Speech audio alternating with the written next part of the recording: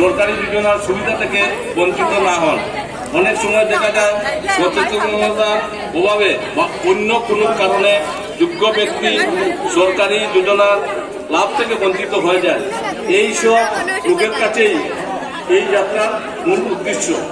মাননীয় প্রধানমন্ত্রী কেন্দ্রীয় সরকারের মূল গরিব মানুষগুলোর জীবিকার জন্য প্রতিদিন যে কষ্ট বা সংঘর্ষ করতে হয় তার থেকে মুক্ত করা। সরকার দেশের প্রতিটি ক্ষেত্রে যেমন ছাত্র, শিশু ও মহিলা, কৃষক, যুবক, গরিবদের ব্যবস্থা করা।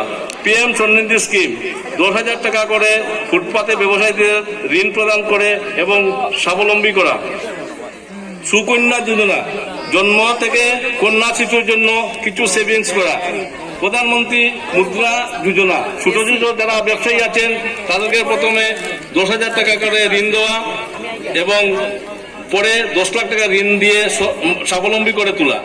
উজ্জ্বল যোজনার মাধ্যমে লাইটের বিল কম করার জন্য LED বাল্ব বিতরণ করা এবং ফ্রি গ্যাস সিলিন্ডারের কানেকশন দেওয়া। অটল পেনশন যোজনা, প্রধানমন্ত্রী আবাস যোজনা, যাদের কাঁচা ঘর আছে সেই কাঁচা ঘরকে যেমন কিভাবে পকীকরণ করা যায়, পাকা ঘর করা যায়, সেই উদ্দেশ্যে অনেক প্রধানমন্ত্রী আবাস যোজনা দেওয়া হয়েছে। সৌভাগ্য যোজনা, প্রতিটি গরিব করে ফ্রি লাইটের কানেকশন দেওয়া। রাষ্ট্রীয় পোষণ অভিযান, প্রতিটা মানুষের পুষ্টিকর আহারের ব্যবস্থা। আয়ুষ্মান ভারত যোজনা, এই যোজনা বিশ্বের সবচেয়ে বড় স্বাস্থ্য যোজনা, যার উদ্দেশ্যে প্রতিটা ব্যক্তি সুস্থ শরীরে বেঁচে থাকার ব্যবস্থা করে দেওয়া। কৃষকদের স্বার্থে প্রধানমন্ত্রী কিষাণ রন্ধন যোজনা, কিষাণ সম্মান যোজনা, কুসুম যোজনা। কৃত জনগণের মঙ্গলার্থে ও ভারতকে বিকশিত রাষ্ট্রে পরিণত করার উদ্দেশ্যে নেওয়া হয়েছে।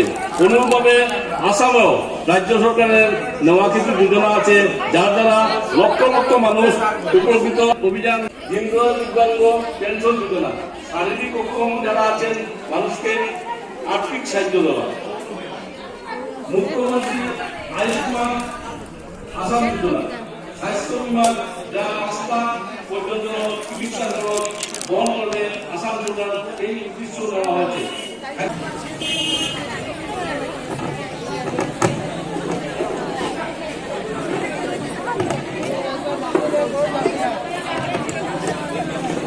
আমাদের হাইলাকান্দি মিউনিসিপ্যালিটির ওনাকে আমি অনুরোধ করছি।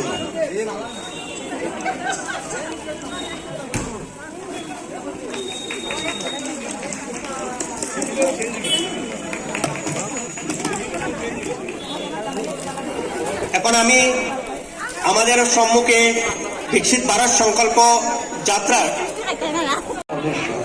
9 নম্বর ওয়ার্ডে এবং আমার সম্মুখে উপস্থিত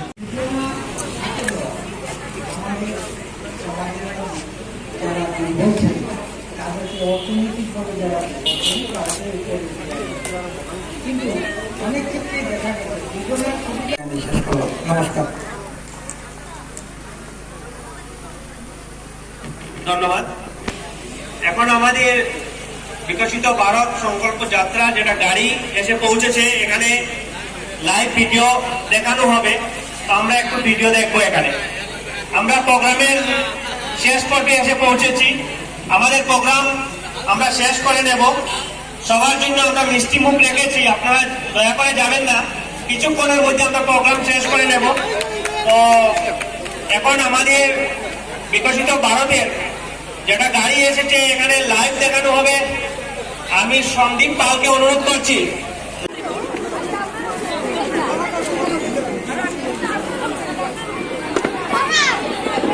नए युग का साक्षी बन रहा है।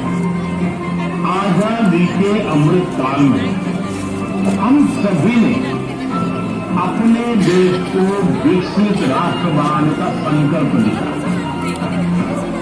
अमृत काल के ये अगले 25 वर्ष आपके सेवा काल के भी उतने ही अहम हैं।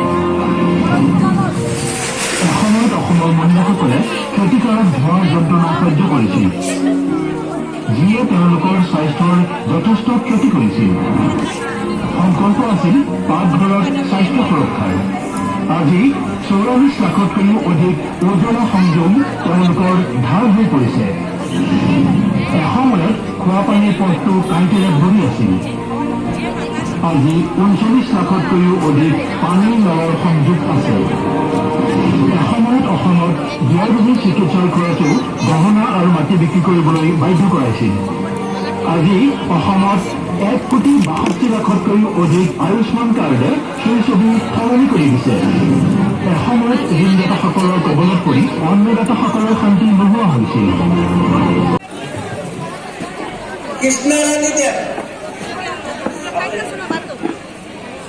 আমাদের হাইলাকান্দি পৌরসভার চেয়ারম্যান স্যারকে অনুরোধ করছি কৃষ্ণরানী দেবকে গ্যাসের সিলিন্ডার সেরিমনিয়ালি তুলে দেওয়ার জন্য।